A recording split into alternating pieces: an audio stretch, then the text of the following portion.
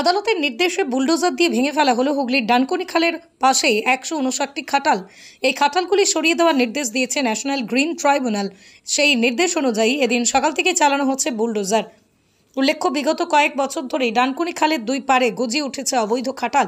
ডানকুনি খালের পারে প্রায় 2 কিলোমিটার এলাকা জুড়ে অবৈধভাবে শতাধিক খাটাল গড়ে উঠেছিল বলে অভিযোগ, এবং খাটালে যে গবাদি পশুগুলো ছিল তার গোবর ভেলা হতো খালেতে। তার ফলে ক্ষতি হচ্ছিল খালের। 19শে জুলাইয়ের মধ্যেই খাটাল সরানোর সময়সীমা বেঁধে দেওয়া হয়েছিল, কিন্তু খাটাল সরিয়ে নেওয়ার কোনো উদ্যোগ দেখাননি খাটাল মালিকরা। এদিন সকাল থেকে উচ্ছেদ অভিযান শুরু হয়েছে। প্রচুর পুলিশ মোতায়েন করা হয়েছে এলাকায়। ডানকুনি পৌরসভার কর্মীরা, প্রাণী সম্পদ দপ্তরের চিকিৎসক সহ আশপাশের প্রশাসনের বিভিন্ন দপ্তরের কর্মীরা উপস্থিত ছিলেন। হুগলির ডানকুনি থেকে প্রবীর বসুর report, crime Bengal. Green tribunal যা বলেছেন আমরা সেই নির্দেশ কার্যকারী করতে বদ্ধপরিকর, এবং সেই হিসেবেই আমরা সেইভাবে এই নির্দেশ কার্যকারী করছি।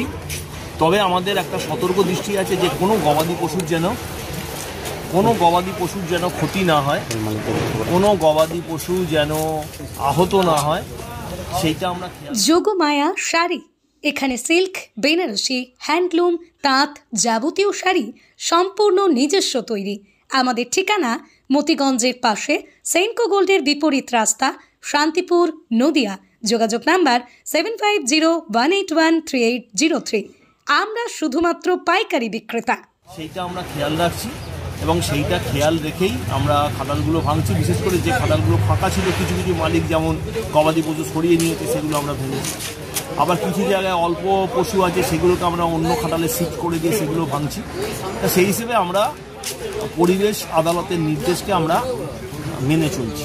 4 সপ্তাহ কোর্ট মাত্র টাইম দিয়েছে, তার মধ্যে না হলে কি করা যায়? দেখুন, আমরা তো কাজ শুরু করে দিলাম।